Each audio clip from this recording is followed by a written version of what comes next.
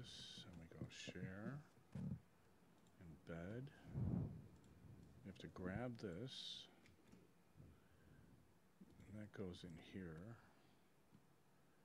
to here. See, I have to replace this code. Why? Well, that's what I was trying to tell you. It's like when you... In order to get it go through the other... No, it's... They won't give me a permanent link that I can go to. They're making me update the link every time. Mm. So now it should be here.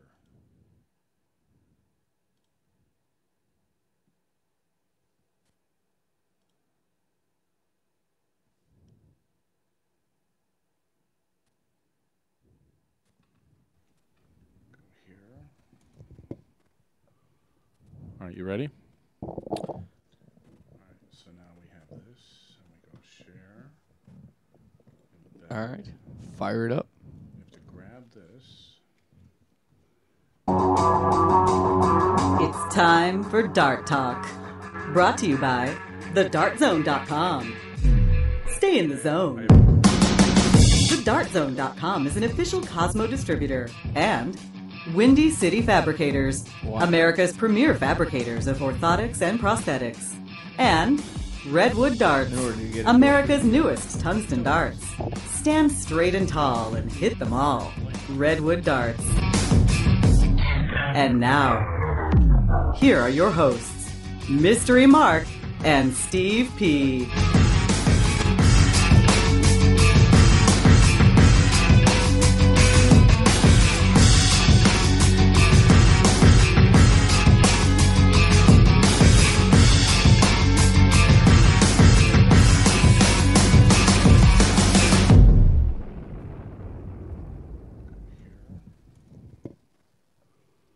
All right, you ready?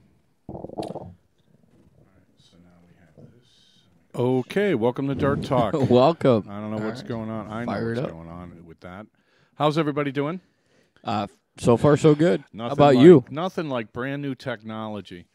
I have to hunch down because I didn't have time to move Yeah. the camera. That's it. Dart Talk brought to you by the Dart Zone. Stay in the zone. TheDartZone.com is an official Cosmo distributor. Also, many thanks, Windy City Fabricators, Redwood Darts.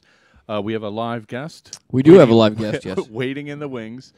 Publisher of Bullseye News, Jay Tomlinson, is with us. We're going to talk some PDC, some North American Darts Championship stuff, All right.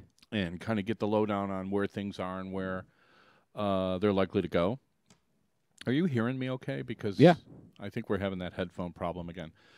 So far, so good. Yeah, it was. How was your weekend? That was good. I was in a wedding. Oh, nice. Fun times. Fun times. So, yeah. I got to read Dartoid's latest article where we were prominently mentioned. He correctly really? spelled my last name in the headline, and I was He like, "This correctly can't be spelled- good." Yeah. Yeah, we're gonna get to that. What I posted, you didn't have a chance to read it, obviously, but I posted when it came to the Players Challenge Series. I said Ian Kinsler, double secret probation, and the future of the Players Challenge Series. Okay. We'll get to that probably All right. in the second half of the show. Would Why you like don't to run a disclaimer Please first? run away. The views, opinions, rants, and rampages expressed on Dart Talk do not necessarily reflect individually or collectively those of our sponsors, co-sponsors, wannabe hosts, hearing-impaired critics, or those with a penchant for attitudinal dysfunction. We at Dart Talk strive to provide you, the listener, with an educational, entertaining, and fun-filled experience each and every week. If after the show you, the listener, find yourself feeling uneducated, unentertained, and or bored, we at Dart Talk consider that your own problem. Okay, so much for that. We're trying some new technology. We are broadcasting on YouTube Live tonight for the first time. We'll see how that works. Maybe some live listeners couldn't find us, so it won't do me much good to give them instructions. You can post in the chat room that if they should hit F5. Okay. If Because they're there's having nobody some- in the chat. Well, that's probably, yeah, I don't know. Does it seem lonely? Are you lonely tonight? I feel a little lonely, yeah. Okay. I mean, There's it's one of- nobody to talk to. Well, look, I mean, the way YouTube Live works, I think it's going to work well. It's just a matter of, excuse me, it doesn't work, for me, it doesn't work as well as Ustream. So if this is no good and people complain they can't find the show, we'll go figure back something to the else out. original. I think this is promising, though, and I want people to watch the show on the website instead of going to the other places. So they may show up. We'll see. Anyway, let's talk to Jay. We have him here via Skype, and very handsome flannel shirt. I miss flannel shirts. Do you really? Well, that's all I wore, like in college, Okay. was Levi's and flannel shirts. So we have Jay Tomlinson live. How are you, Jay? Pretty good. Pretty good. What's, You know, go Steve, where I live, you need flannel shirts. Where do you live? I live 10 miles from Canada up in Ely, Minnesota. Okay. Pretty far 64 north. days straight below zero. Yeah. That makes sense. So, Jay, let's cut to the chase. All right, a lot of people have been asking. Let's start with the PDC, if that's okay. Now, Sure. You were the coordinator, or the head bozo on the bus, I like to say, as far as the PDC in North America went the last few years. Correct. I haven't seen any events scheduled for this year. Where exactly, from a PDC standpoint, where are we? We're still in negotiations for the 2014 program. Obviously, last year wasn't as successful as we had anticipated. And the PDC is still evaluating what we can do this year as opposed to what we did last year. Okay, so it's already beginning of March. Is there any sort of time frame on? Well, if you remember, none of the PDC events, except for the New World Art Series, started before June last year. So we still have some time. Okay. Well, we'll be sure to get the word out once you guys decide anything. Any idea, just roughly how many events there may be, how many venues there may be, stuff like that? Any scope at all? Actually, I'm not sure, Steve. That's one of the points of discussion with the PDC. Had a meeting scheduled with Barry Hearn in New York last month.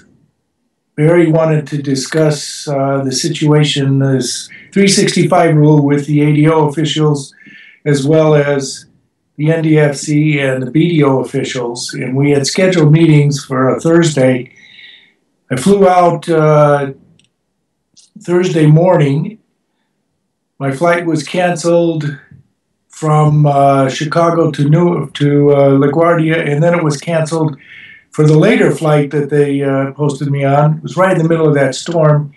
The ADO boys couldn't make it either. David Haskup and Buddy Bartoletta, they couldn't make it either, and they live in that area.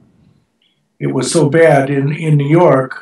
And then we were able to schedule a meeting on Friday morning before Barry went back to England with Buddy Bartoletta, so that Barry got a chance to get the ADO's viewpoint anyway. So, I'm sorry, maybe I'm confused. Is Buddy Bartoletta part of the ADO? Well, he's past president, that's all. He's not an active board member, but he was representing the ADO if David Haskup, who lives in New Jersey, couldn't make the meeting, and he couldn't. So I'm sure Buddy represented the ADO well. Okay. I don't know why they wouldn't. Well, okay. I'm accused of bashing the ADO a lot. So, I mean, every time I want to say, well, that doesn't seem like a very good idea, I kind of check myself these days. But it seems to me if the ADO president can't make it, he would designate, like, the ADO vice president or the ADO secretary or something, as opposed to somebody who's no longer in the organization. Not that Buddy doesn't know what's going on, because he's president of the WDF or something. So I'm a little confused. Part of it has to do with logistics, Steve. Buddy lives in New York, in White Plains, right outside of New York City. And it's easy access to meet with Barry. Barry's not going to fly all over to meet with the ADO. They had to come to him. So that was Barry was going to be in New York. Of course, I'm in Minnesota, and I tried to get there, but right in the middle of that snowstorm and couldn't do it. Yeah, even with the snowshoes and the caribou, huh? No, not that far north now. The caribou run through Nunavut. Oh, okay. That's quite a bit farther north. What was the agenda? This is first I've heard of this. What was the agenda for talking with Barry Hearn about the BDO waiver rule? Barry wanted to find, I mean, he thinks this is really stupid, that players are being banned from or prevented from playing in dart tournaments because they play in a PDC event in North America. It's really ridiculous. So he wanted to get the take on NDFC and ADO on what their feelings on it. And I'm pretty sure that the ADO isn't forcing their players not to participate in PDC players. I think they give them a choice. You know, if you play in PDC, the BDO's not going to let you play in any of their events. But yeah, I mean, that's what I don't understand. I mean, players should be able to play in any tournament. Well, we all agree on that. Yeah, there shouldn't be any restrictions. And, yeah. It's kind of overseas feud between the BDO and the PDC. I mean, I don't see why we should be dealing with it at all. We talked about that last year. I mean, it was kind of. I agree. Though. Did you get the sense that it might change? No, but what we're trying to do is trying to include the BDO events that are in both U.S. and Canada into the PDC rankings, the North American PDC rankings, which the BDO then couldn't refuse. We did that players. on the show, actually. We announced the winners of Atlantic City as being all these guys on the BDO list. I mean, just kind of as a joke. I think we had Stephen Bunting winning. Mm-hmm. Yeah. Well, he's in the PDC now anyway, so I guess it doesn't really matter. Okay, so right now we don't have anything scheduled for the PDC. There's nothing concrete in the works. You're negotiating with the PDC for the 2014 calendar year. That's right. We have a couple of plans in front of the PDC, which they're evaluating, and as soon as we get word on it, we'll be announcing that through media like yourself. Hey, we're media. Yeah. Hey, I'm in the phone book now. Okay, well, let's talk about the North American Dart Championship, because we talked last week, and you had to clue me in on some stuff that I probably should have been aware of, but really wasn't. So next weekend, not this weekend, but next weekend in Midland, Michigan, is the North American Dart Championship. Correct. Okay. Well, tell everybody about that. Well, it's a tournament that's hosted by the North American Professional Dart Players Association. Say that again really, really slow, because that's a source of some confusion. Yes, it is. Yeah, it's the NAPDPA, the NAPDA, NAPDO, and the PDC. Right. It's confusing, isn't it? Alphabets. Especially for players. I was a Cheerios guy, when I was a kid, not an alphabets guy. So the North American Professional Dart Players Association is the host of the North American Dart Championship. Okay. Correct. Okay. Sorry to interrupt. Continue. That's okay. This association was promised to be started in the beginning of 2013.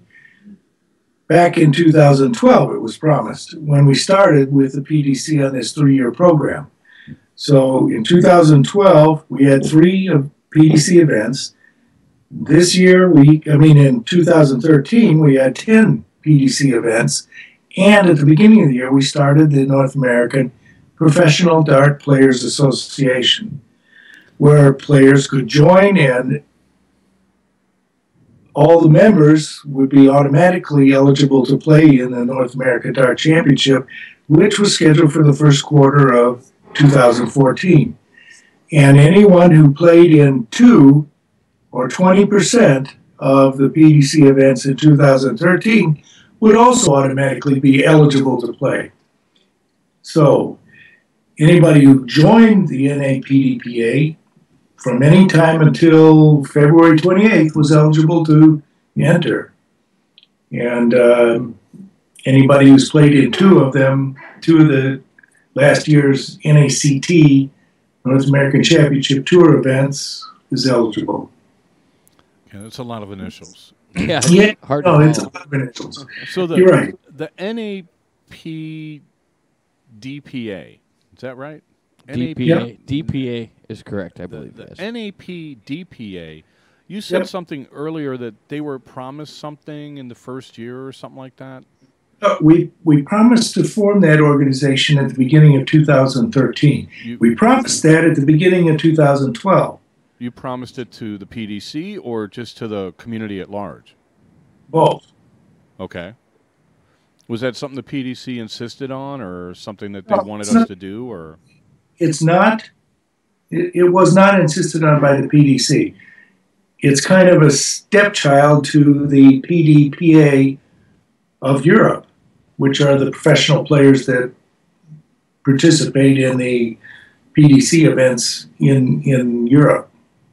Well, at one time they had their kind of own ranked events. They had PDPA events, and then they were sort of separate, even a separate money list from the PDC events. I don't know if they still do that now, but They do have several money lists, like the Players' Championships list and the European list and the overall Order of Merit list.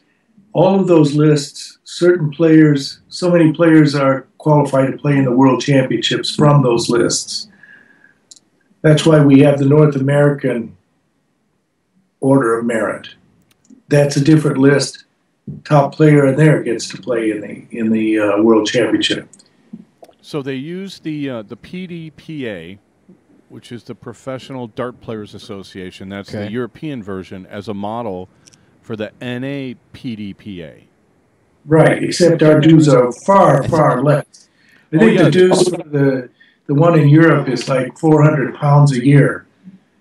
We're only $50. Yeah, theirs was actually, I think the initiation fee that went up to, 4 figures at one point, like 4 or 5 years ago. I remember some of the guys debating whether or not to pay it, like Bill Davis and I don't know about Darren. The American guys that were playing PDC back then weren't really sure, if I recall, whether or not it was worth it. Steve, it was about 200 pounds initially.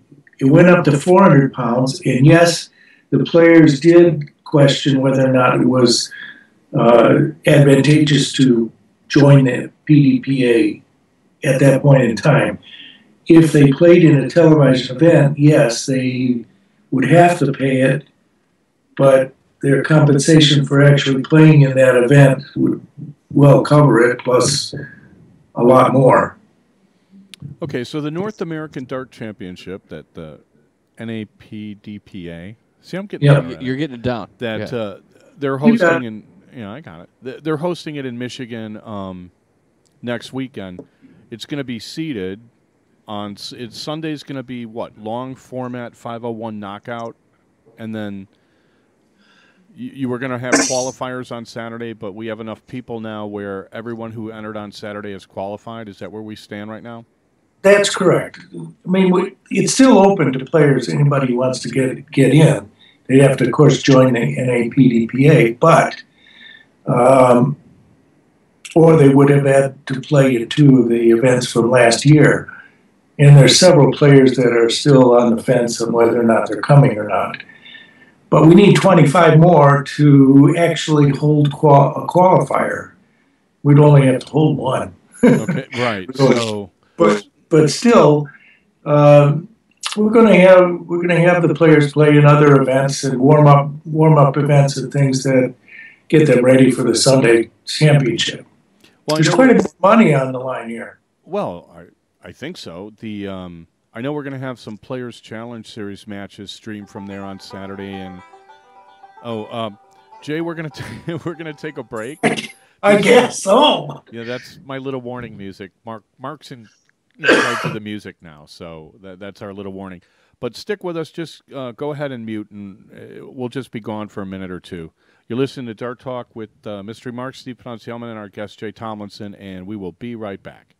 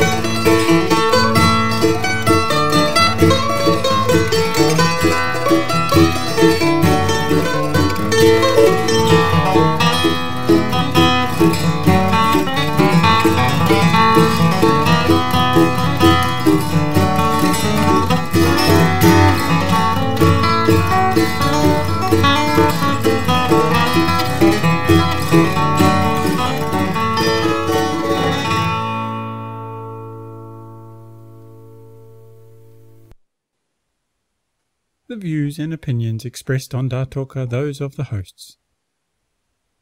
The views and opinions expressed on Dart Talk are those of the hosts. They in no way should be misrepresented, misinterpreted, or made to claim that the universe is against you, your family, your city, or the darting community at large.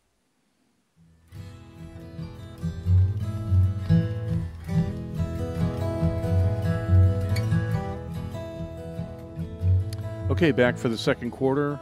Dart Talk brought to you by the Dart Zone. Stay in the zone. TheDartZone.com is an official Cosmo distributor. Also, many thanks Windy City Fabricators, Redwood Darts, and Jay Tomlinson waiting in the wings. We will have a link to webcam, or webcam darts too. Redwood Darts. We'll have a link on the website as soon as I get to it, hopefully by the weekend. And you guys can check darttalk.us. And you can get everything there now. Instead of like we're still going to be on Stitcher.com and on TuneIn.com, and you can still get the podcast off of iTunes and everything. But if you go to darttalk.us, everything is there. We got every single video show archived, every single audio show archived. Have at it, catch up. You know, nothing more romantic than, a candlelight dinner and like 5 episodes of Dart Talk just playing back to back. And a bottle of wine. And a bottle of wine. I don't know what, firelight, whatever. I don't know what could be better. We do have Jay Tomlinson with us, and you'll have to tell me where we left off because I honestly don't remember. Where were we with Jay?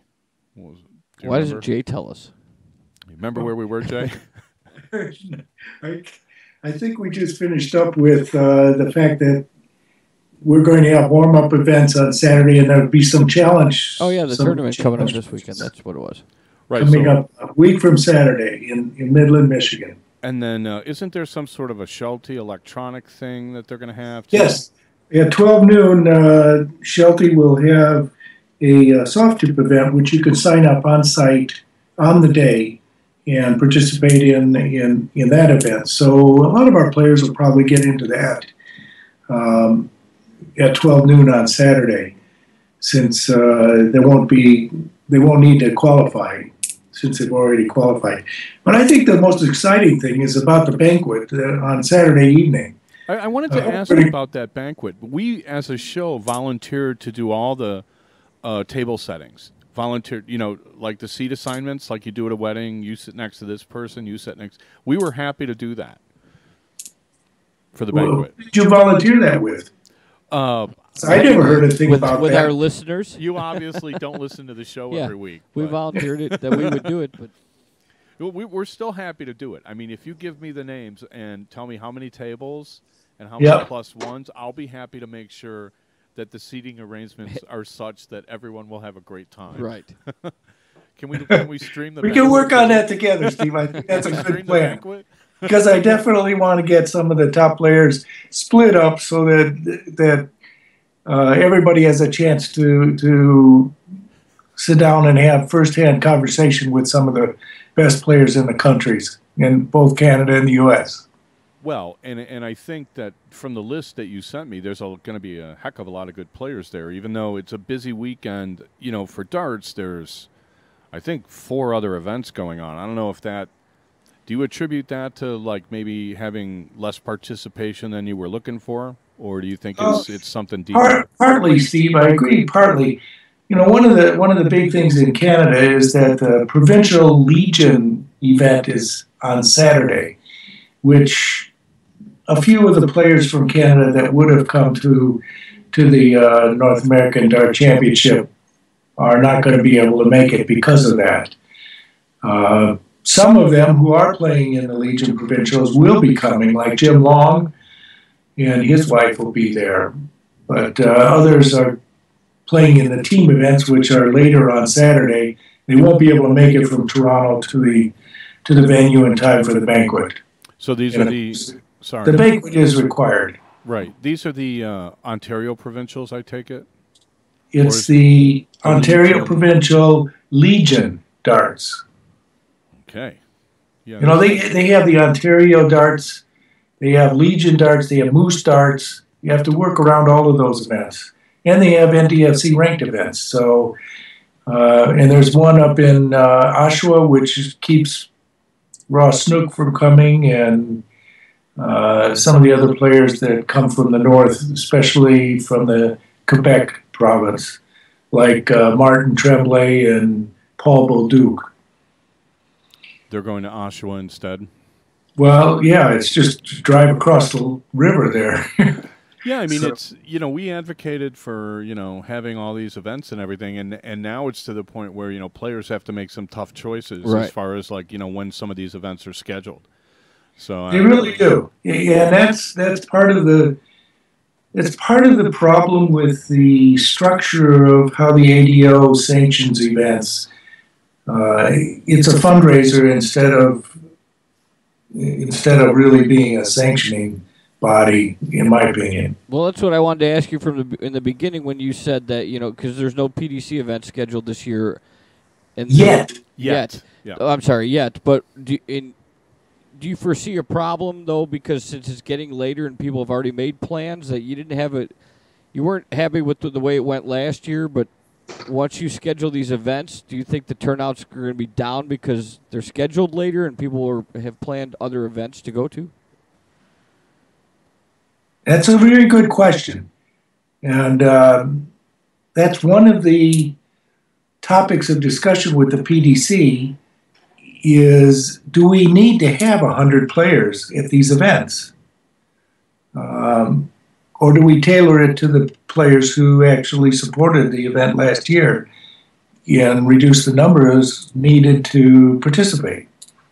I mean, at the PDC championships in England, they're getting 256 players in the Players' Championships now. I mean, they had limited it to 128 in the past, but they're so successful right now that it's really an incredible difference between the competition in England versus in North America. A lot of that has to do with the size of our countries and travel expenses. Right, geography is an issue. Yeah, an issue for us. It's a big issue. It's huge. The easiest solution I've seen is kind of what they do with the Canadian Nationals, where you have all these events and you run them like Tuesday through Sunday. So, instead of traveling to 3 different places to play 5 events, you go to one place to play 5 events. Right? But you in order take an extra day off work, you burn more vacation time. I mean, however it works from a financial standpoint, that has to be easier on the players than if you look at just their cost per event. If you put in entry fees plus expenses, it would go way down. If we could do something like that. The way that NDFC works is they have ranked events all across Canada, and in order to be ranked high, you have to go to them. So it's the same expense for them as for us to get ranked by their national organization. They have a national championship, though, and that's a little different than what the ADO does. National championship is team competition between the provinces. So each province has a team, both men and women, large teams. You've seen some of that in our magazine. But those teams then travel to the national championships, and they have a point system based on doubles, mixed doubles, singles, ladies doubles, etc., all combined to see which province wins the championship, the national championship. Sure. Yeah. They have individual awards too, of course. Yeah. What I was saying though is, like, if you look at like what Arachnid does with the bull shooter, they do it on Memorial Day weekend. They start Thursday night and they're running stuff on Monday. Right. I don't see why we can't have tournaments that start Tuesday or Wednesday and run till Sunday and have a singles event every single day and just do 2 of those instead of having 7 or 8 events scattered in 7 or 8 different places. For the players, I'm thinking it's way cheaper.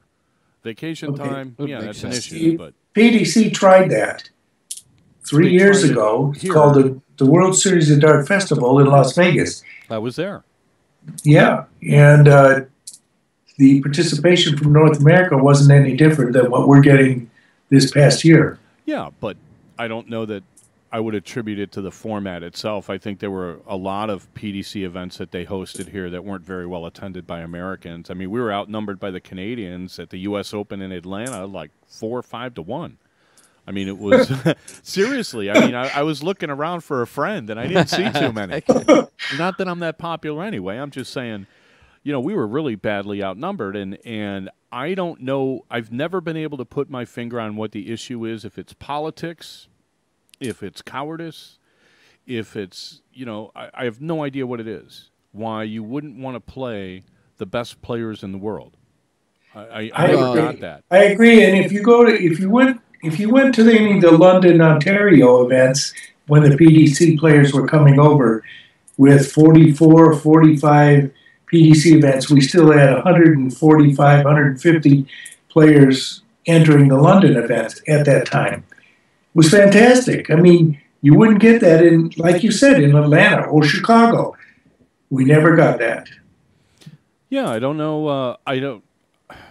You know, I can't think that far back anymore. Steve, I think a real big part of it is that there are so many choices for players to make throughout the year in the United States. There's tournaments every single weekend, sometimes 4 or 5 or even 6 on the same weekend.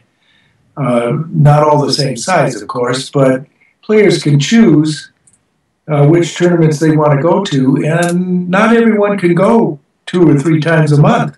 Maybe 1 or maybe twice a month. That's all they can afford. Yeah, I think that's very true, and that's kind of why my thinking has gravitated toward having longer tournaments, like longer in terms of days, and adding more. Like if you can afford to go to 1 tournament a month, why not go to 2 tournaments that are like 4 or 5 days, right? I think in the long run, yeah, I think in the long run for the players, it would be cheaper to do it that way. Yeah. Instead of 5 different airfare tickets, you need 1. You know, there's another problem to this whole thing, Steve. What's that? That is prize money. There's just not enough of it. Well, we're hoping to change that. Yeah, but it can't always come from entry fees. It can't always come from entry fees. And that's what the Players Challenge Series is about. I mean, this is an event we started that has no entry fee. Mm-hmm. Right. And I think that you know, hopefully it'll keep growing, because I think that is the only way to grow the sport, is to have the players playing for somebody else's money as opposed to their own entry fees, because that just never seems to work. It doesn't work on the local level because the locals don't really want to come and, you know, play, you know, top players, you know. So True. They stay Yeah, home. That's not new. Yeah, that's not new. I mean, we were really lucky in the 1980s to get local association participation by 10%. That would be phenomenal. Yeah, they're not getting 10% now. No. I don't think. No. And they didn't get it then either. That would be lucky. But you'd have to do local promotions, like if you were in the local league hosting the association. Like if you were from the Central Iowa Darters and it was in Columbus, Ohio, you got buy one get one free entry on the doubles or the double singles or half entry fee, you know, that kind of thing. Yeah. Then you might get 10 or 15% of the locals coming out. Of course, they wouldn't go very far in the tournament anyway. Well, it depends on the locals. I mean, I always thought the Chicago guys that were really good shots didn't really go to very many tournaments. No, and they, not at all. You know, kind of stopped supporting the Windy City Open, which was I found astounding. Yeah, well, I mean, almost completely. Yeah, I never really got that. I never understood. Yeah. You know, the thinking on that. So, color me like confused. Let's address a couple of rumors, Jay. Okay. Rumor number 1 is that when you do the PDC, you're going to start the money list over, because otherwise there's no reason to have one. Since Darren Young is so far ahead of everyone else, that the money list would be superfluous as far as securing a spot for the World Championship this year. That's probably true. Did anyone tell Darren? Darren already knows that kind of thing. So, I mean, all the top players know that last year's program, while it was good and while we guaranteed the money and we paid it all out, it wasn't as successful as the PDC hoped and as we hoped. So things have to change. So obviously there'll be some changes, and it's likely that the selection of the World Cup player will also change in that regard. Okay. That might have been one of the problems with the whole program. I don't know. Is that the determination of the player going to the World Championship was made after the first three tournaments or so. Yeah, I mean, if somebody was actually interested in doing that, and then they look at what they have to do to catch up, I think that'd be pretty discouraging. Yeah. Right? Absolutely. But why would you be playing for that one spot? You should be playing for the money. Well, you should be, okay. But that's not how people be playing for the money. And I've always been told, you probably have heard this before, that in order to get better, you have to play better players. Well, that's not what you told me. You told me I'd be a better player if I had my name on the back of my shirt. That's right. Absolutely. You have to have an art shirt. Is that all it takes? Back in the 1980s, that was the big fear. You had to play a dart shirt. Oh, got to play a shirt. Is that how it works? See, I must not strike fear into anybody. No, absolutely. Playing better players. Plus, you need a nickname. Okay. Tell them I'm not here. Hold my calls, Jay. Anyway, no, I don't know when on the show we said this, but it may have been in conjunction with the way the ADO picks their teams, right? Where you qualify for like an ADO World Cup team or America's Cup team 9 months before the event. I mean, who knows who's going to be playing the best in 9 months. I remember talking about that. When it comes to the and here, let me run this by you, Jay. You tell me what you think from a theory standpoint here. One of the reasons that the Players Challenge Series is structured the way it is because I don't think too many players have an opportunity to really get geeked up for a single match. They get, they're going to go to a tournament. They know they're going to play 5, 6, 7, 8 events. And, yeah, okay, I really want to do well in the singles, but it's a chance to really prepare for a long format match the same way that Darren would have to prepare to go to the World Championships or Jimmy Widd went to Lakeside. So the way he would have to prepare for a one-and-done, long format 0-1, I thought, well, this would be good experience for everybody who plays. The other thing I was thinking is why don't we have a tournament in October or late September and say the winner goes to the World Championship? Oh, there's a great idea. I can't imagine why you wouldn't get a lot of people, coming into that. Well, they do that in some places. That's one of the things that's on the table. One-shot deal. I mean, to be honest with you, if you did it late enough in the year, you'd get somebody who's like really on their game, and they would have not that Darren. I'm not discounting how Darren played in the Alley Pally at all. I thought he played good. He just ran into a guy that was on fire. Right. But it just seems to me that, as far as growing the sport and getting more and more people involved in events like this, a one-shot deal like that with something that big at the end of the line, I don't know how anyone could pass it up. I agree. So what you do... So you're trying to get but what you're saying is that you're trying to, instead of 9 months ahead of time, you want the guy that's playing his best. Yeah, 6 weeks before. Right. That's what you absolutely. want. You want the guys that are just like other sports. A guy does really good in January and February and then stinks the rest of the year. You want the guy that's peaking at the time and to go in. Look at how they picked the Ryder Cup team. Right. Right? I mean, they have, and again, it's more than one. I don't know why we can't send more than one person, but, they have, captain's choices, and then, the thing is weighted where this year counts more than the year before. So you're trying to get the best team assembled that you possibly can. I don't see that the ADO really does anything too imaginative with the way they do anything. But wouldn't it be nice if we had 2, 3, maybe 4 spots? That would be great. Well, I'm sure the Canadians are saying the same thing. So, I mean, can you come back for a little while longer, Jay? Yeah, I need to answer the other rumors, and I wanted to talk a little bit about the awards banquet. Okay, good. Well, we'll do that after this break. You listen to Dart Talk with Mystery Mark, Steve Penuncielman, our guest Jay Tomlinson, and we will be right back.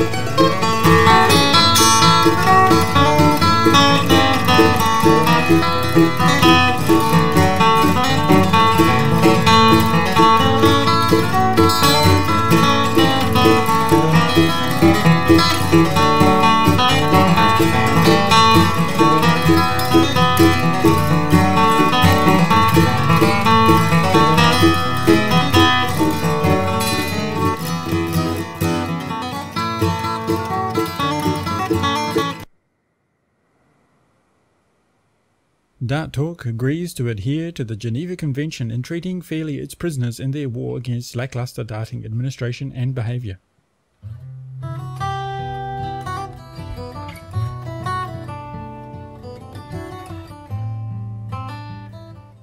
Okay, back for the second half, brought to you by the Dart Zone. Stay in the zone. DartZone.com is an official Cosmo distributor. Also, many thanks, Windy City Fabricators. Redwood Darts will be available soon. Jay Tomlinson waiting in the wings, publisher of Bullseye News. Our apologies to everyone in the chat. Well, We have a snafu, apparently. Well, it's my fault. I set up a chat for you like I did the week before, so you wouldn't have the show running and you could just monitor the chat. But apparently I created a chat room all by yourself. So, Yes. Mystery I've been talking to myself. We've still got Jay. Mystery Mark is going to look through the chat to see if there's any sort of questions you guys have for Jay, and we will catch up. In the meantime, we still have Jay with us, and he wanted to address where do we left off with rumors or something like that?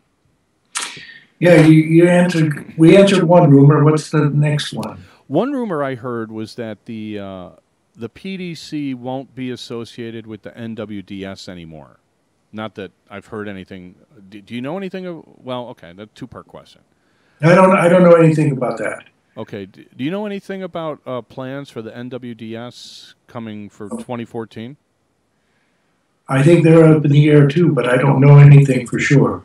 You'd have to talk to the people of the NWDS, New World Dart Series. You see how hard it is with the initials sometimes? You have to kind of force yourself. It doesn't like kind of come out and flow really so well. Okay. I can't speak for them. So did you turn us down on the place card settings for the banquet? Oh no. So we can do that? You can help do it. Yeah. Oh no. I gotta have it my way sort of guy. Yeah. We have editing rights, so to speak. Right. I know what that's all about. Well, tell us some more about the banquet. This is something new. I don't recall ever having to attend a banquet before. I'm not adverse to it, in theory. I was just sort of like, oh, how about that? Well, we decided we'd have a banquet to honor and recognize the players who are participating in North American Dart Championship and who participated in last year's North American Championship Tour events, as well as the members of the North American Professional Dart Players Association. And we felt that we could ask the dart fans out there to vote for Players of the Year. So we have some awards to present to players who were voted in for Most Improved Player of the Year, the best or the most fans' favorite Player of the Year, Newcomer Player of the Year, Young Player of the Year, and the Tour Player of the Year, as well as the NAPDPA Player of the Year. So we've got some awards to give out for both men and women, and I think it's going to be exciting, and it'll be pretty interesting. That is interesting. It sounds like somebody copped our whole awards at the end of the year thing, but I'm sure you've done this sort of thing before. Actually, yes, we have. We tried to vote. I tried to do this through Bullseye News in the 1980s, and we had 3 months where anybody could vote, nominate and vote for players. Didn't work at all, Steve. I mean, we got less than 50 people out there voting. But this time we had a lot of votes, and in fact, for the Fans Player of the Year, it was really interesting. We had 64 nominated players for the men and 40 nominated lady players. It was really, really fun tracking it all. And we only allowed a month to do this because what we didn't want to have happen is somebody start stacking the deck. In other words, using Facebook to get all the friends to start voting for them just to stack the deck. So it really came out fair, and the winners were clear winners, except for in the Newcomer Player of the Year and the ladies. That was so close, it was unreal. But anyway, that's all coming out on a week from Saturday at the banquet. Yeah, another rumor was that you secretly got like 3 cases of 18-year-old scotch, and you're going to have like 2 bottles of 18-year-old scotch on every table. Is that true? Absolutely. There you go. That'll bring absolutely. We're trying to catch up in the chat, and we're way behind. Somebody's asking if you're still going to be using a bracket of 64 on Sunday, and how you're going to fill in the yes, we are using a bracket of 64 on Sunday because we have more than 32 players. Okay, so you're just going to kind of blind draw everybody into the seeded players that you have? Well, it won't be blind drawn in. It would be seeded in. Well, you'll seed in the seeded players, but then how do you add everyone else? Well, most of them have ranks through the So you'll just go like all the way down to the bottom of the North American Championship Tour list and then seed as many people as you can? Correct. Out of all the people that signed up to qualify? Correct. There'll be some players that don't have a seed. You're going to have a lot of ties, too, I would imagine.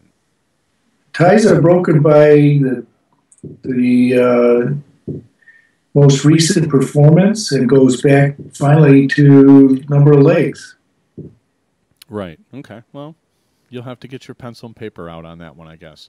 So, okay, so everyone, let me see if I understand this right. Everyone, the entire field is going to be seeded 1 through 64. If we have a seed place for them, yes. There's some players that don't have a rank. Right. Steve. Like people who played or who joined the organization but didn't play in any events, or people that played in events and didn't win any dollars would all be kind of off the list. Okay. Yeah. Okay. That's like Nick Holmes. Nick Holmes played in 6 or 50% of the tournaments and never won a dime. Okay, so he wouldn't be the top seed then. No, he wouldn't. He might play the top seed though. You can't. So the guys that are have no seeds at all, you'll blind draw them into wherever. Correct. Okay. Correct. That's interesting. So I didn't know you were going to do it that way, because I thought the last I heard was that you were only going to see the top 16, and then if players in the top 16 didn't show up, then you would have less than 16 seeds. I thought that's how you were going to do it. No, we said that the top 16 players automatically qualified for Sunday. Okay. They didn't have to play through the qualifiers if we had more than 48 additional players. Okay, super. Well, it sounds like it's going to be a good weekend. So, assuming it's going to be a terrific weekend. Yeah, assuming that there's no qualifiers on Saturday, are you going to have? You're just going to run singles events with like a separate entry fee, something like that? We're going to speak to the players on Friday night. There's an open house in a suite on Friday night, hosted by the North America Dart Players Alliance. See, I heard it was only paid-up members that were allowed to come. No. Anybody who's played in this tournament is eligible to come. And I'm going to send out that kind of invitation to all the players who have entered as well. But I can't find Bob's posting. You know what? I think Dave Holmes posted it, and then Bob put something beneath it or something. I haven't looked for it. I remember putting send me the link on it, would you, Steve? I'll look for it. They might have deleted it because I don't know. I post things sometimes I probably shouldn't. Yeah, I heard about that. No, me post something bad? No. I get abused on Facebook. Are you kidding me? If I so I got another rumor to settle. Good. Let's hear it. Okay. Bullseye News hasn't published for the last 4 issues, but everybody's subscription will be extended by four issues so that every subscriber will get the same number of issues that they subscribe for. We ran into a little bit of trouble financially last year, obviously. Okay. Oh, but right. We're back in business, so this year it's going to be fine. Okay, so that's breaking news then. That Bullseye News you'll be resuming publication. Oh yeah. Do you know? And everybody who missed issues because we didn't publish will have their subscriptions extended by the 4 issues that we missed. Okay, so is that? I forget are you quarterly now? So is that like 1 year, 4 issues, or are you 6 a year? Six a year. So 2/3 of a year. Get out your calculator. You're an educated guy. I'll bet you got one of those Texas Instrument handheld ones somewhere in that office. It's got a lot of stuff there. Look at all that. Yeah, no, we don't. I see that. No. I've got regular calculator. Regular doesn't do the. Everybody's got this phone, I know. Phone does everything now. Pretty much. There's only one thing I need my phone to do that I can't do anymore.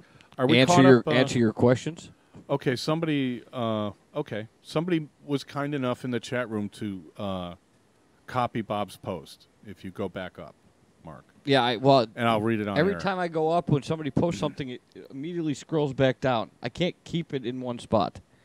Anybody can work under ideal conditions. Will you just get to the post so I can read it? You went too far, probably. Oh, of course I did. Okay.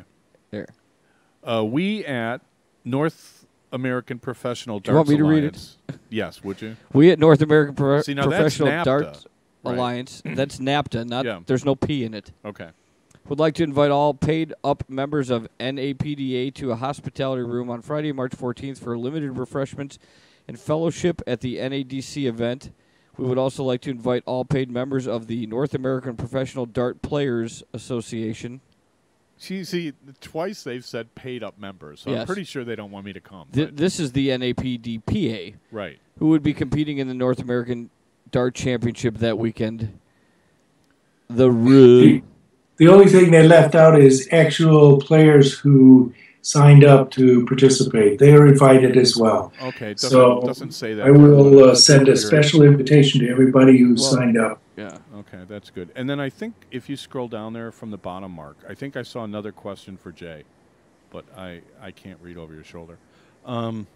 Okay, so everybody's invited, basically, is what you're saying. Can you bring a guest? Of course. Okay. Because if the weather's like it is, I may ride in on a moose, and the moose might be thirsty. So, limited refreshments, 1 beer apiece, please. Ask Jay if they resume if when they resume issues, will they be covering more soft tip players? Covering soft tip players? What does that mean?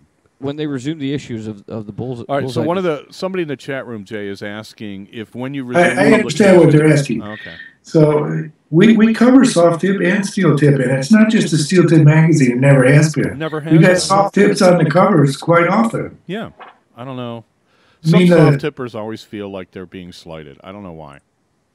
They shouldn't be, because there's quite a bit of soft tip out there, and there's a lot of money involved in it. It seems to me that you have more results on soft tip than you do on steel, the issues I've seen. The bigger tournaments, yes. Yeah. I mean, they have 14 divisions at, Team Dart or something, and you publish them all. 22 divisions. That's a separate magazine. I have more on that post from Bob Steve. Oh, okay. It says the room will be open from 7 till 10. Please come see and talk about the direction you would like professional side of the sport to take. Remember, this is a fun night. Yours in darts, Robert Seneve, President, NAPDA. I don't think Robert wants me to come, but I'll stop by. No, I think it's great. I think it's great that the players get together and kind of socialize away from the board, and I don't think it would hurt anybody to get to know each other a little bit better. Absolutely. It's kind of weird because you're always competing against people. There's a lot of friction there. Yeah, but every sport, there's North American Professional Dart Players Association. We started in 2013. We've got 57 paid-up members, which is pretty darn good, I think. And we're going to ask them to elect 2 representatives to speak for the players, to actually help make decisions on how the future of the professional game should be done in North America. Well, that's interesting. I'm not going to I'll try to get Bob Seneve on sometime to talk about the North American Professional Dart Players Association and see what he has to say, because I don't know, I have issues with some of this stuff, but I'm not going to. Well, have him, you're going to have issues because you're a player. You're going to, you have a conflict of interest as well as I do. I mean, I used to when I was a player. No, my issues are as a talk show host. As a player, I think we need something like that. Well, of course we do. But is this the solution? We need players to be involved in the decision-making of how things should be done. Well, but they weren't involved with the decision-making of creating this organization. That's why I'm kind of like, well, now, wait a minute. Where'd this thing come about? I mean, it's just sort of, I don't know. I hope it works out. I hope it works good. We'll get Bob on here, and he can explain himself, and I'll talk to him. But they were involved in making this organization, Steve. The players were involved. Not every player, obviously, but players. Yeah, player. Yeah, like it Bob's wouldn't a be player. formed. It wouldn't be formed if the players weren't involved in it. So. Well, I think the player involvement's key. I think the players, if you look at how successful the PDC's been, it's mostly run by ex-players. Not anymore. Not the PDC. Rod Harrington's running the youth thing, isn't he? He used to play, didn't he? Yes. Peter Manley was running the PDPA. I don't know if he still is, but both those guys are with the PDPA, not the PDC. Oh, Rod Harrington is a board member on the PDC, shareholder. A shareholder. Yes. Okay. But the PDC is actually run by an executive board that includes Barry Hearn and Matt Porter and a lot of very serious shareholders that never play darts. But they're businessmen, successful businessmen. See, that's the whole issue with Barry Hearn and North America. The reason why we don't have darts on professional darts here in North America is we can't. Barry has not been able to negotiate a TV deal in North America. And that's the mission of the PDC, is televised darts. That's the mission, is to get darts on TV, professional darts on TV. By professional, does he mean the British professionals on No, American he TV? means Or professional darts. Anybody who can play professional darts. But the whole series, when they ran the Las Vegas tournaments, it was Sky Sports that broadcasted back to England and Europe. Right. Yeah. They didn't broadcast it in North America. And they were miserable because of the time change and everything. They hated it. Guys were playing early in the day and stuff. And Don't get off topic here. The topic is television in North America. Canada has a lot of it imported from the PDC, especially the Premier League. We have to buy it on, we have to buy it through the internet. We can't watch it on TV like they do in Canada. did Barry ever say what the difficulty was dealing with the American television people? Yeah. The difficulty is that darts is not a established program for viewing in the U.S. like it is in the other countries. So Barry has to buy the time to get it on to prove that it's going to work. And he doesn't buy time. He sells it. Okay. I see. You don't give your product away. Or you don't pay to have somebody buy your product or or air your product. You sell your product. Right. And that's the problem we've got right now. So in order to make this happen, I think part of the situation is that we have to get a sponsor willing to put up enough money to create the production of the event and pay for the time to air it on some network. Well, And yes, then they could sell the commercial time to get their money back. That's kind of what we've been talking about for months, though. Now is like, getting our product out there that people want to watch, and therefore they will. We're selling our product like the Players Championship Series. You're trying to get people to come watch, right, and expand it and get the knowledge out there, and then people are going to want to watch it, and people are going to pay to see it. We're starting. The more we have programs like yours. And like what Gordon Dixon and DJ are doing, and what David Irene is doing with streaming these events, the more events that are streamed, the more audience we get, the bigger audience we get. When we finally do get television, we'll have a built-in audience that can tune into it. That's what we need. All right, so then we're definitely doing a show next week. and I thought this was the last one. Oh my! Sorry, guys, you're stuck. Anything else Hold on, do we got anything else from the chat room? No.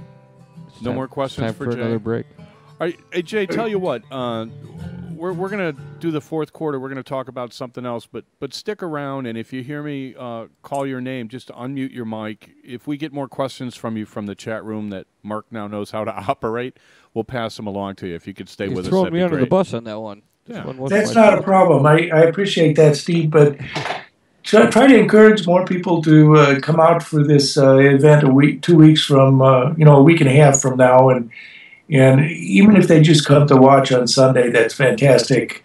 But it's going to be a good time. Okay, awesome. Okay. Thanks. Thank you, Jay. Jay will hang with us if you guys in the chat room have any more questions. We'll be back for one more segment. You're listening to Dart Talk with Mystery Mark, Steve Penancielman, Jay Tomlinson from Bullseye News. We'll be right back.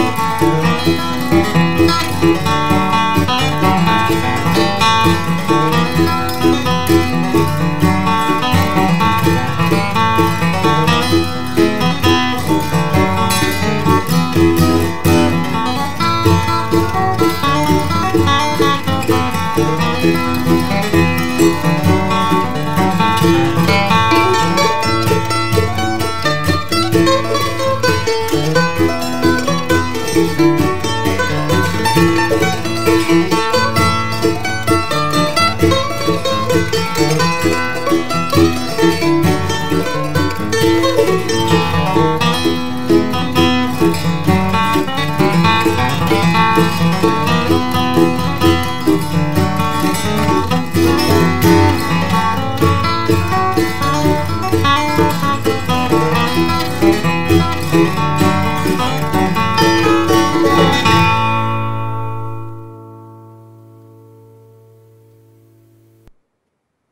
are now and forevermore warned that you consume this show at your own risk, and that Dart are now and forevermore warned that you consume this show at your own risk, and that Dart Talk cannot be brought to justice in any court or by any government, including and not restricted to the grand spaghetti monster of the Triple 20.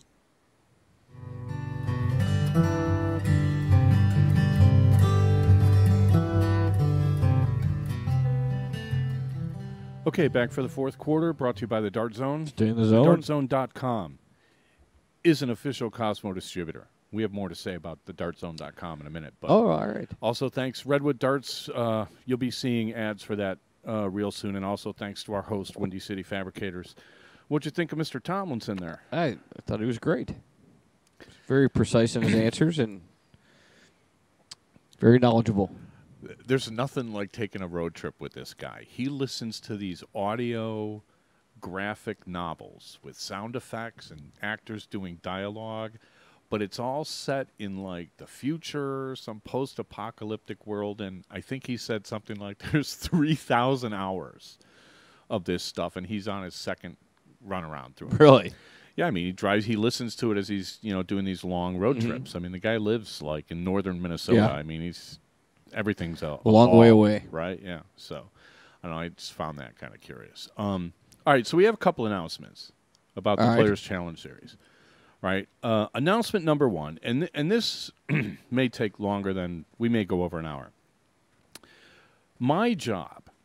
I guarantee that's going to happen. Okay, my job with the Players Challenge Series was pretty simple. I was supposed to get everything coordinated, get the thing rolling, right? Get the matches played, get the players playing in front of the people, and try to attract sponsors. That was my job, right? Coordinate with the tournament directors, make sure the players knew when they were going to play. I'm posting the bio stuff, and, I got to, track down pictures and all this other stuff. So that's fine. Well, I was somewhat successful insofar as we now have a sponsor for the Players Challenge Series. All right. The DartZone.com has decided to sponsor the series, guarantee the prize money and all that stuff, which is a huge relief to me. Right. Why? It wasn't guaranteed to begin with? Well, I was guaranteeing. Well, yeah. It was the whole show budget, dude. Let me tell you, it wasn't going to be any more pizza coming in here if I had to shell out $2,000. But the DartZone.com is going to do it because, and I've had some chats with him. He believes in what we're doing, and the vast majority of the players I've talked to believe in what we're doing. And feel like the Players Challenge Series is, a good thing and the kind of thing that we need for darts, right? Right. So I'm happy to get, some positive feedback like that. So now that that is settled, we have another issue that I had to figure out some way to deal with because I cannot be at every single tournament, and I can't be the guy streaming, and I can't be the guy recording the stats, and there's just no possible way I could do it. Issues come up. I mean, we True. had one issue that people are like blasting me on Facebook. So this is the Ian Kinsler part of the show. Okay. Right? Remember? I was curious about that. So what was the deal with Ian Kinsler? Well, after he got traded. Right. He got traded, then didn't he just tweet? He got traded from the Rangers, Texas Rangers to Detroit. Right. So he went to a better team. For Cecil Fielder's son, Prince Fielder. Okay. So what did he tweet? He tweets. He tweets that he hopes the Rangers go 0-162. He hopes they don't win a game all year. Yeah. And that the general manager's a sleazebag or something. Okay. Right. Yeah. Okay. So you're tweeting. So ESPN goes and talks to the general manager who's just been called a sleazebag, and the guy's like, "Look, it's like, yeah, people are entitled to their opinions. I don't think they're going to get their wish." Right, as far as going 0-162. I would bet on that. And, we wish them luck, and we move on. Mm-hmm. That is how you handle disputes professionally. And then he might get hit in the wrist by a pitch. But you don't say that in the media. But you can say it on Twitter, apparently. But yeah. You don't hear this sort of thing. we're talking about like Jay's talking about getting darts on TV, right?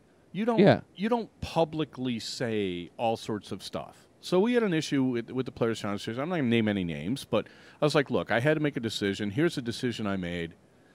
Here's why I made it. If you have a problem with it, so be it, but we're moving on. Mm-hmm. And then I'm just getting blasted to the point where I have to ban people because I can't read their posts anymore. Like people that decide they're internet terror or Facebook terrorists or something. Yeah. And every Monday it's like, I can't deal with it. I just can't deal with it. People can say what they want to say. People can trash me if I'm not in the room. People can trash me if I'm in the room. I mean, whatever. I don't care. Right. People can walk around and say whatever they want. They don't like the show that they've never heard. Go ahead. It's a free country. However, when it comes to the Players Challenge Series, I've had to assume the role of like the organization as just one person, right? So I mean, I can't respond to every single thing that somebody posts, right? That wouldn't be professional. So I have I kind of rack my brains about it because you want things to run as smoothly as you can. Mm-hmm. You want to put on a professional face. You want the best players to play, but you got to have rules for people to follow. Sure. Right? Somebody called me Hitler. Really? Pretty sure Hitler killed like 6 million people. Yeah. I haven't killed anybody. And all you're doing is... So if I'm Hitler, some people really need a reality check. However... That's a little bad. Well, look, that's a lot bad. I get that people are unhappy with decisions, and, you have a right not to be happy with them, and if you want to spout off, it's a free country, spout off. Mm-hmm. Major League ball players, though, and Major League football players, Major League basketball players, when they publish something for public consumption, they have stuff in their contract that says you can't say this, you can't say this. True. They get fined. The NFL fines you for wearing the wrong socks. Mm-hmm. And the NFL is kind of the extreme. But like Major League Baseball and stuff like that, if you post this on Twitter, there's always a clause in the contract. Yeah, you get fined. And of course, you don't have any contracts. $25,000 fine isn't much for a millionaire ball player, but you see where I'm going with this. Mm-hmm. So, in my infinite wisdom, or lack thereof, I have come up with a solution to all these problems, right? What I did was I reached out to 3 eminently qualified, objective people who are familiar with the game of darts and familiar with the way the game of darts is run in America, and asked them if they would be willing to participate as like blind arbiters, right? So now we have a system in place for just for the Players Challenge Series where if somebody has an issue and they don't like the decision I've made, they can appeal it to the arbitration board. And it would be, I haven't written it all up, but basically, in my infinite wisdom, the idea there is I've come up with a solution. You can't do that to all these. Well, listen, it's a long story, but anyway, keep going. All right. Okay, I don't know if that was a signal to take a break or if no. what you're doing there. Keep going. Okay, where was I? You're killing me, man. Just killing me. Oh, no. So the idea here is if you have an issue with a decision we've made, I'll write up the rules, but like say within 7 days, if you want to appeal a decision I've made, you can go to the arbitration board and submit it to them. And if they agree with you, then fine. And if they don't agree with you, then you accept the arbitration and that's the end of it. Right. Yeah. That's the end of it. Right. What do you think? There's no appeal process? No, that is the appeal process. Well, I know, when you lose in the Supreme Court, there's That's nowhere else done. to go. What do? Go on Twitter and complain that, well, I don't know, I was guilty and I've lost 7 straight appeals and this system stinks? I mean, is that, I know we're kind of in a legalistic country, but. Well, yeah. What do you think of that? You think that's fair? I think it's fair. I mean, so I'm Hitler, but I mean, at least it gives people somewhere else to go if they. Yes. Well, I'm just saying. I mean, not everybody's going to agree. You're giving somebody a chance to. There's only been one issue. Right. We had 17 matches. There's been one issue. I think we're doing pretty good so far. But like you said, if it, hoping to expand and grow, there's going to eventually there's going to be another issue. I need some help. Right. I need some help. So the idea here is that we have an independent arbitration panel that understands the game of darts, so they kind of understand how things work. They've been willing to, do it for free. I will publish the process on the website probably, sometime tomorrow afternoon. And here's the other thing, is I was talking and I'm like, look, we need to put a fee on it. So I went back and forth because I was like thinking, okay, it's $100 if you want to appeal. Okay. If you win, you get your $100 back, and if you lose, you don't. Seems a little extensive. Seem high? Yeah. Like a high dollar amount. That's what I think. So what do you think's fair? I would say $50. Okay. So we'll make it 100's $50. a little high. Okay, 100's a little high. So if you have an issue with something, with a decision I've made, and you want to appeal it, there's a $50 arbitration fee, and then you get it back if you win. Right. And if you don't, then we'll take the $50 and we'll throw it into next year's prize money. I don't want the money. I don't. I don't. Yeah, it's not. I don't want to make a dime out of this. I just want this thing to work. Right. So that's where we stand right now. What do you think? Sounds good to me. I mean, there's a process, so at least you have a process for a grievance. Right. I didn't think there'd be grievances, right. and I don't know that we'll have any. But True. But moving forward now, I have a backstop now. Yeah. Where, if you don't like something, well, okay, at least there's somewhere you can go and you can't just blame everything on me. I kind of like that idea. But we should think. It's not a lifetime ban, though. It's just a ban for this year. Ban? The ban, it depends on what the ban is. Is it a lifetime what ban are you talking about? For banning the players from the PCS. Nobody's banned. They're disqualified. There were two players who were excused from further participation in this year's event they were because disqualified. They didn't turn in their stats at all. 0. Can't have it. Won't work. If they want to run that by an arbitrator, they can. We'll see how successful they are. It's not going to be up to me. It's like if the arbitrators say, whatever the circumstances are, this is fine, then that's that. But I think it's a fair way of dealing with, some of the people that are unhappy. Do you agree or no? No, I agree. So I mean, anytime anybody that's unhappy, they should be able to file a grievance. Yeah, there should be some sort of process. I mean, exactly. I never set this up thinking that I was, GOD or anything. I mean, somebody had to get this thing going, so I took it upon myself to get it going. Right. So now it's going. So, and now we have a process to appeal whatever decisions I make that you're not happy Any about. new venture so far, there's only been one. Right. Any new venture is going to have a little problem along the way, and you're trying to, we're trying to fix it. Well, look, I mean, I'm not going to speculate on why people do what they do. I can only look at what they do and be like, well, yes and well, no.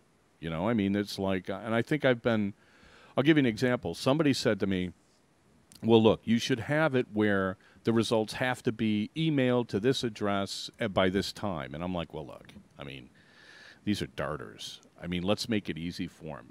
Why make them email it? I've had people email me. I've had people text me. I've had people Facebook me, like little pictures of their stats and stuff. And it's like, that's all fine. Right. That's all fine with me. Take a picture with your phone and send it to you. Hey, if I can read it and I can type it up, then I can use it. That's all that matters, right? I would prefer Excel spreadsheets and stuff like that, but you can't ask people to, they're trying to play, right? Right. So for next year, I have a solution to all the scoring and stuff. We'll make it a lot easier for next year. But for this year, moving forward, this is what we're going to do. All right. As far as that goes. So sounds like a plan. I will write it up, and we will have it on the website. You guys can go to darttalk.us. I will put in all the biographies that we have so far, and I will put in all the results that we have so far. I know they're up on Facebook, but it's taking a little while to get used to this website and stuff. So we'll have all that stuff there. I can't. I'm not going to look through the chat. Is there anything more for Jay in there? No. Oh, the other announcement is we're going to start a contest. Oh. It's kind of like Beat the Dealer. The dartzone.com is going to give us Who's the dealer? Well, in this case, I guess it would be the dartzone.com. Oh, okay. The dartzone.com is going to give us his Premier League picks before every show. And then our listeners can give their picks. And I will put a form on the website. You just fill in your picks, send it in, and then I forget how it's supposed to work. There's a tiebreaker, I think. It's going to be the total number of legs lost in the entire day. So it's like 5 matches. So pick a number. And then whoever wins gets like a 10% gift certificate off at the dartzone.com. All right. Something like that. So we'll put the rules up, and I have to find that like entire page of verbiage that they use for radio shows, for contest giveaways. No family, no friends. You have to be. You've seen it. It goes on for like an entire minute. All the rules of these things. So anyway, you got anything? No, I think I'm spent. You think you're spent? Okay. No, I'm good. I got nothing else. Everybody, thanks to Jay. Yeah, I thanks Jay Tomlinson for coming on the show, and I look forward to seeing him in like 10 days. If you guys still want to get in on the North American Dart Challenge, you can go to bullseyenews.com. There's an online sign-up. You'll have to join the organization, or if you haven't played the 2 events last year. Right. So it kind of depends on the situation, but it's going to be a great weekend at darts, and people should come. And then we will be taking 8 players from the people that signed up to qualify and having PCS matches for them. I'm pretty sure we're going to be able to stream 2 of them. I don't know if we'll be able to stream all 4. So we'll try to have something for you guys to watch a week from Saturday, PCS-wise. Congrats. Okay. It's in the crawl. We didn't get to the results from Youngstown. Gordon Dixon won his Players Challenge Series match. Oh, good and for is him. now, I think he averaged 86 and change. So that's the second highest average. Mm-hmm. He beat Kevin Yeznicek 10-3. Nick Lindberg averaged over 80. He beat Pat Jurison 10-6. It was really funny, too. I asked him for quotes, and he's like, well, I was down 4-0, but then I went on a rant. A rant? And went 10-2 in the next 12 legs. I just thought him going on a rant. I just thought that was a funny choice of words. Yeah. I don't know if he had got that from the show or not, but I just thought that was kind of funny. And then in New York, Garrett French, who we tried to get in a PCS match in Long Island, and he couldn't do it work-wise. We got him to play in the Tri-City in Albany, and he beat Jonathan Gambino 10-5. I believe it's 10-5. It's in the crawl there, guys. The funny thing was, apparently in the middle of the match, he missed the bull at 170, the bull at 167, the bull at 164, and the bull at 161 or something. Seriously? Yeah, and I'm like, I'm reading this, and I'm kind of like, God, you can't hit a bull, dude. So he just to miss it 5 times, just to be able to go double or triple, and then have a shot at it 5 times. I think it was 4. That's 4 or 5 times. crazy. Yeah, isn't that remarkable? Wow. Gordon had 6 to a perfect game, and ended up with a 10 darter, and said he missed the bull on 170. And 81 average. Nick Lindberg played very solid. Mm-hmm. So some good darts flying in Youngstown over the weekend. We're not going to have time to read the results. They are in the crawl if you guys rewind and everything now.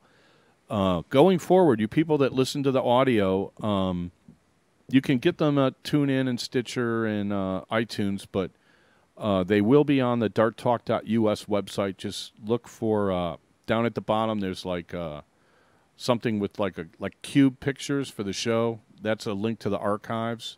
We also have the video links there, and I will post links to the show afterwards, but I'm pretty sure they're going to be in the same spot. So I would prefer everyone go to the Dart Talk website, darttalk.us, at least once a day.